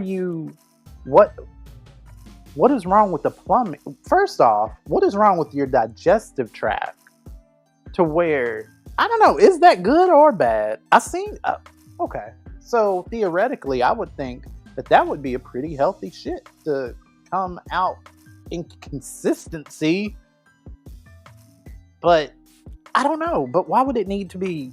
I'm asking too many. I'm seeing my mind is going too many different places. I'm sorry. No. Don't be sorry. I feel sorry for the company that decided to hop on this trend and actually make them for the fucking public. Some company decided, oh, poop knife? Don't worry about it. We got y'all. Let's make one for people to buy. There is a poop knife you can purchase on TikTok fucking shops. Nuh-uh. Yes. Okay, so that I didn't see. Okay, so when you sent it to me, you told me to go look at the other videos, and that is what I looked at. I looked at the other videos that we're doing, and those were a lot. Those videos were a lot. So, but I didn't see ads for them. That was a lot. I mean, I didn't. I saw videos of people saying, you know, they had poop knife. Buki. Wow. What's that on TikTok shops? And you can get them in different colors. Look at it. Look. Why would you need? Oh, never mind. Look at that. I guess they need to match. See how they're slicing the shit in half? Mm. Poop knife. Says poop knife. Wow. So it's Different a thing. brands. It is a fucking thing. Will I be getting one? Absolutely not. I mean, Y'all I are don't weird. feel like I don't have the need for it, but yeah, go off, shit. Now it says it's supposed to be a gag on this one. Oh, it is a gag. No, Oh. it's not. It's not. Okay. It's not. They're marketing as a gag because it's so fucking dumb. And disgusting. Like, what the fuck is y'all on? But people are actually buying them and using them. Yeah. It's a real thing. I don't see the. Okay. Okie dokie. Well. I mean, I have no. Okay. Well, I mean, I guess I can pivot into this shit about Diddy. Yeah. So. Talk about it. Sean Diddy Combs' verdict. So by now, I'm not getting into the details because y'all can look it up, and everybody's heard at this point. Mm-hmm. Let me say this: I didn't need a guilty verdict to never, ever, ever support that nigga again. Mm-hmm. I didn't. I did not need a guilty verdict. I was not sitting around waiting for the results so that I can feel better or anything else. But let me tell you which of y'all bitches were. Because see, according to this headline in eonline.com, supporters celebrate verdict with baby oil. Yep. I heard Sean Diddy Combs' fans celebrated the verdict on his sex trafficking case, which saw him convicted on 2 out of 5 charges by using baby oil, which was a major part in the case. Fans were rejoicing his verdict after a New York jury found the I'll Be Missing You rapper guilty on just 2 of the 5 charges in his sex trafficking trial July 2nd. Fans lined up outside of the lower Manhattan courtroom and celebrated this verdict with baby oil. I saw videos of this shit lyric. Niggas sitting there with baby oil, spraying it on bitches. You had people out there, they doing all this and shaking them titties and on their ass and like all of this in celebration of this man that we all saw in these videos. We saw what the interaction was between him and Cassie. Those are the things that we saw. Mm-hmm. That in and of itself is not enough for some of y'all to not celebrate something like this. 2 out of the 5. Now, they're saying, 10 years maybe? Up to 10 years? I doubt it. But that's what they're saying. Here's the thing. Y'all simply do not want men to be held accountable. Nope. White men, black men, men. You don't want men accountable. Y'all live this life as though, as long as Jesus, did you ask Jesus? Did Jesus forgive you? Okay, cool. Now I'm cool. As long as Jesus forgive you, I'm good. Like, Y'all do the same. Y'all did the same thing for R. Kelly. Y'all did the same thing for Jonathan Majors, Bill Cosby, Chris Brown, and now Diddy. Just another wide open example. And then this will be something that when it comes down to it, white people use to defend their fuck shit. Well, I mean, look at Diddy. We sitting here trying to get these Epstein files released, and y'all up here pouring baby oil on one another in celebration of someone who is alleged to have done those exact same things. Celebrating. And this is where we are as a society. This is where we take it. This is where we at. People do not care unless it directly affects them. And y'all that's another thing. I'm so numb to shit that y'all are willing to ignore what's right in front of your face. What the hell was that? My Well, yeah, y'all become so numb, y'all willing to ignore what's right in front of your face, and it's ridiculous. Take me to another planet, please. So, as I was saying, y'all are so withdrawn from things and so numb that y'all have accepted non-normal shit, the most fucked up shit, inappropriate shit as the new normal.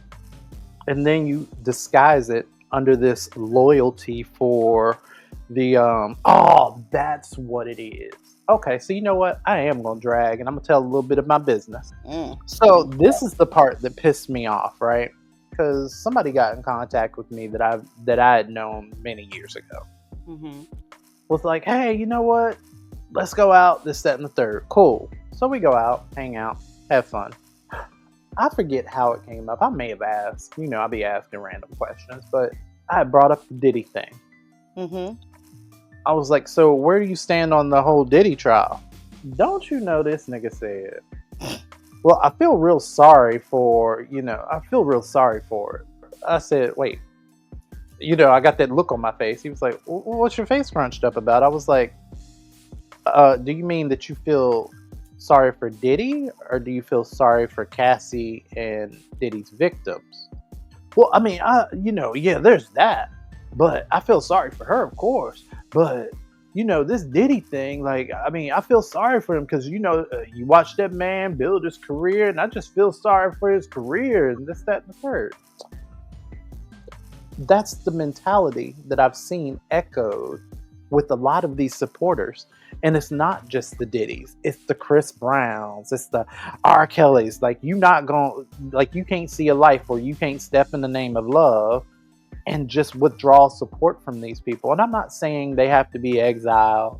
I'm not saying that after they've answered to the criminal justice system that no one should ever speak on them again. But what I am saying is that to have these platforms to continue to celebrate and allow this kind of wealth and access to people that have clearly abused that same power is a little stupid.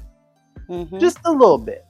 And then y'all out here spraying baby oil and twerking on one another and rubbing bodies and all of this in the same ways. Like the baby oil, you get that the baby oil was alleged to have been laced with ketamine.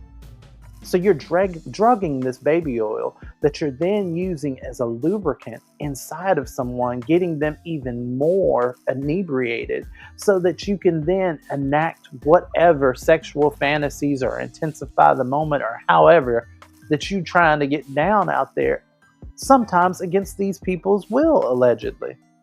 Like, that's what you're doing. And you're celebrating the fact that this predator, this abuser, I'm sorry, I'll take back predator. I redact that. This abuser, because we saw the abuse part. That part's on YouTube. You can look that up now. We saw those things. And you're still like, I mean, I'm glad he got off, and I feel sorry for his career though, because that's a lot of years to be throwing down the drain, and people ain't gonna really fuck with him like that no more. Who the fuck cares? Yes, ma'am. I'm not taking back Predator, because he's a fucking predator. Anybody that'll use sex as a way to control somebody so they can have a career, you're a fucking predator. You're a predator. You go after young, gullible girls or green girls that, just want what they want. They see you as this powerful person that could possibly change their life. Yep. And you abuse. Yeah, you do. Your platform. Yeah. No, he's a predator. You said it right. Don't take back shit.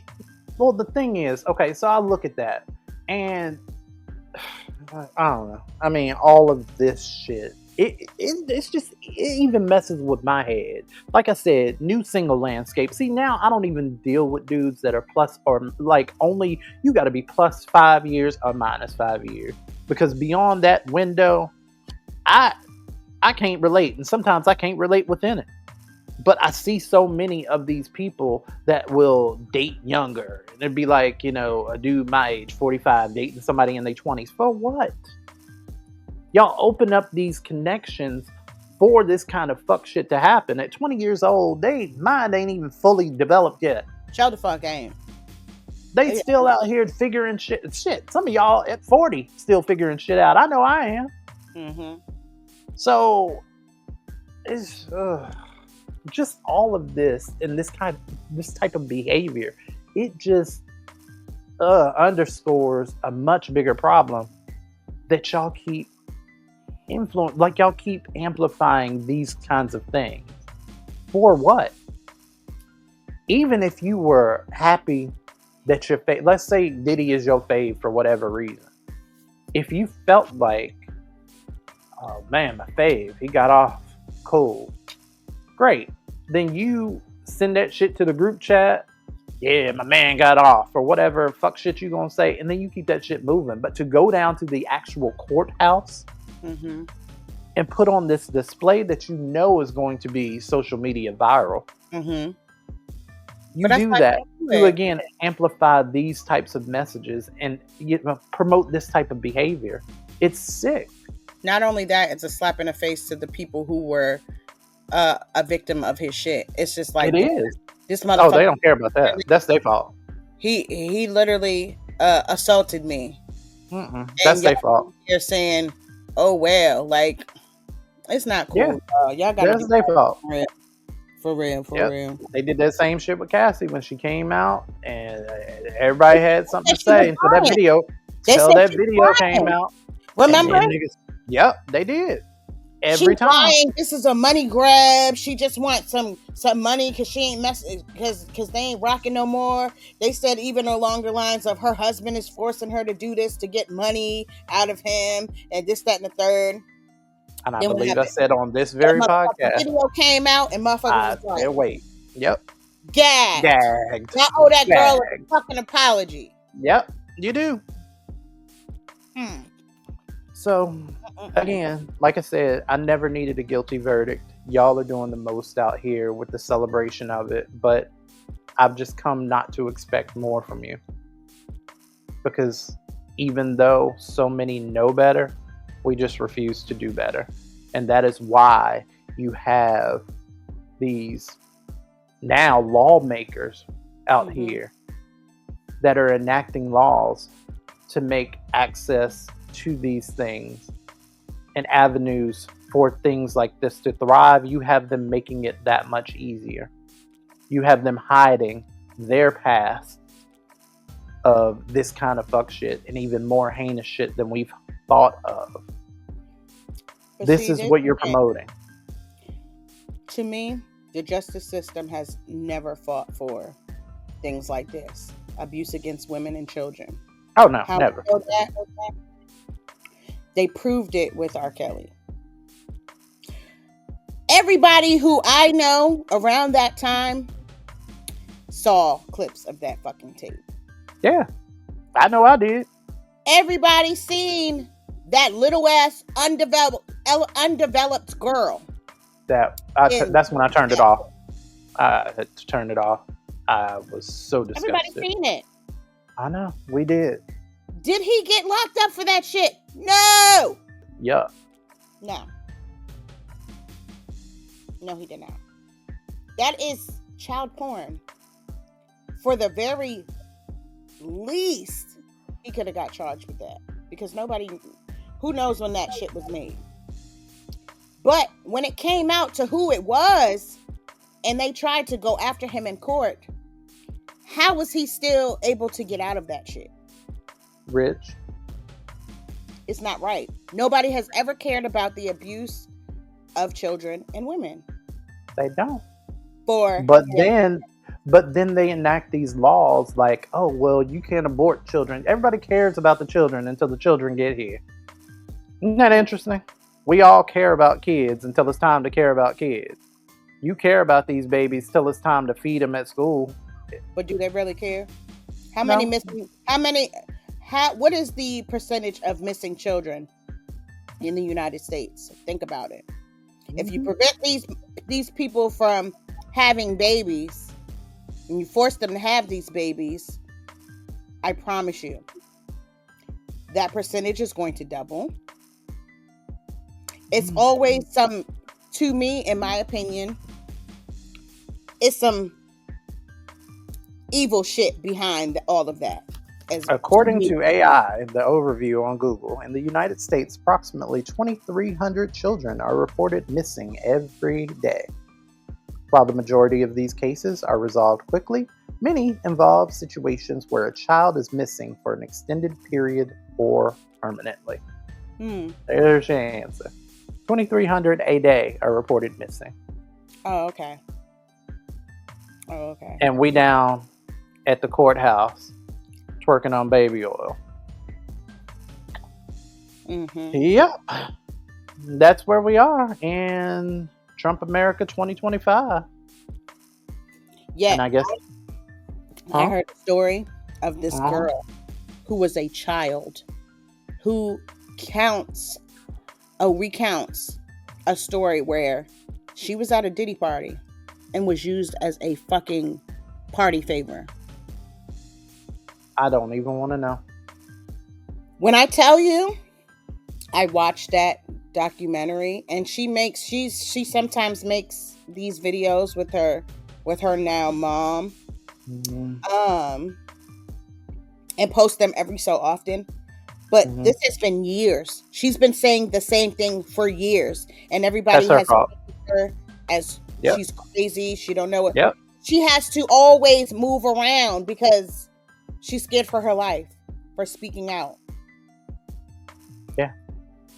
And that's what happens to these victims when they speak out, because of all, like, if you lock these bitches, if there were consequences that could not be solved with money, if there were actual real consequences, we would not, we would have still problems. But these kinds of, you wouldn't have people down there twerking in celebration at the goddamn, that shit pissed me off. That really pissed me off. What she also said was, some of y'all faves, some people that you would least expected, was also at these Diddy parties. I'm certain they are. And was participating. I'm sure. Kids.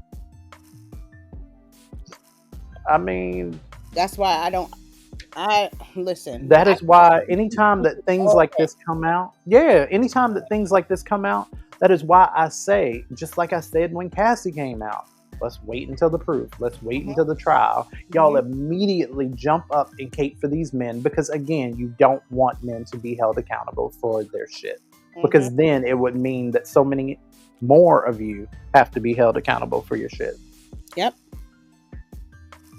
Because if it happens to them, then it can happen to you. Oh, it's some women too. Oh, I'm certain. Oh, I know it is. I know it is. Shit, it was women back then. I was looking at weird shit. Lil Bow Wow, I just don't know the way you move across the floor. And you had them women, the big grown women twerking on his little underage ass. Like, that shit. Like, what? That we've normalized. What is wrong with y'all? That's why I keep my kids off of my social media pages. Especially with this new AI shit. Because now, people are stealing people's children's pictures, taking their faces, putting them into. No. Yes. You see, I don't even have to say it. You already know what I'm talking about. Because it's sick, and it's something you wouldn't think of until you think of the mind of these predators and shit, and the way that they do. Because they are weird about your babies. But you know what? About it. But you know what? No, I ain't even gonna say that. I mean, I'm not even putting that out into the world. I'm not doing it. What I will say though is that this AI shit is problematic. Not only is it bad for the environment, and I'm guilty of it too, because I've been, experimenting and trying to learn about AI. Mm-hmm. But I guess more so on the graphics part. I kind of want to expand my depth of knowledge with graphics. Mm-hmm. But when I read how bad it is about the environment, I scaled that shit kind of back. I was like, well, wait a minute. I'm not going to sit here and create videos and I'm doing damage to the environment. Plus, that they have these AI plants that are apparently generating a lot of pollution in the areas that they inhabit. Really? And there's a lot of back and forth about the laws that they're trying to enact governing AI. Because, it can be a very useful thing. It can be. I think the AI could be very useful if we used it for the right reasons. But what I've seen it being used for, more regularly is like to replace art. I've seen people do that. I've seen people have AI write, verses for them, rap verses. I've seen people use it to write their homework or their essays and stuff. So those are the drawbacks, because even though it's artificial intelligence and even though it's meant to help you, you still need to develop the skill set for yourself. Expand your mind. Think about something. That's the truth. And I guess that wraps it up for this week on WRTR Real Talk Radio. Thank y'all for joining us again. Miss Lyric, you got anything to say to the folks before we get up out of here? I'm trying to stop choking to death. You was fucking them Cheetos up. Oh my God, they're so good. These are ones from Royal Farms, the Chesapeake. Oh, the little Chesapeake Bay joints. Yeah. I've been fucking these up. Listen, those are so good, but they are so high in sodium. Oh, yeah, that's why I had to put them shits down. You see, I'm choking. Hell yeah. I gotta go get me something to drink. I hear you. You got anything to say before you do? Yes, I do. Okay. For all you motherfuckers out there on the road. Oh, we almost just got out of here. We almost got out of here. I'm gonna need y'all to slow it down, be mindful, drive like you got some sense. You don't know who other people have in their car with them. Stop cutting people off. Stop with the road rage, excessiveness, because I know I'm guilty of it too. I'm quick to throw birds up real quick and be on about my day. I'm not doing that. I mean, y'all take it to the extreme. Let's try to get through the rest of the summer without having any incidents where it causes to be unalived. Okay? Oh, they don't know how to do that. We're gonna try. Other than that, enjoy your weekend. Rock out with your cock out. I mean, put your cock in your pants. Quit sending me pictures of it online. And yeah, y'all be blessed. Thank you for joining us again, and I guess we'll holler at y'all next time right here. What? Your mouth just dropped. What you got? I did forget something, but we'll save it for next week. It's about Elmo being hacked. Elmo? Sesame Street Elmo? They hacked Elmo? You know what? Let me get out of here. Bye, y'all. We will holler at y'all. What did they have Elmo? Is Elmo like sending dick pic? Never mind. I don't want to know. I don't want to know. Nope, that's enough. Good night. Goodbye. We'll Tell see y'all y'all next week. Bye.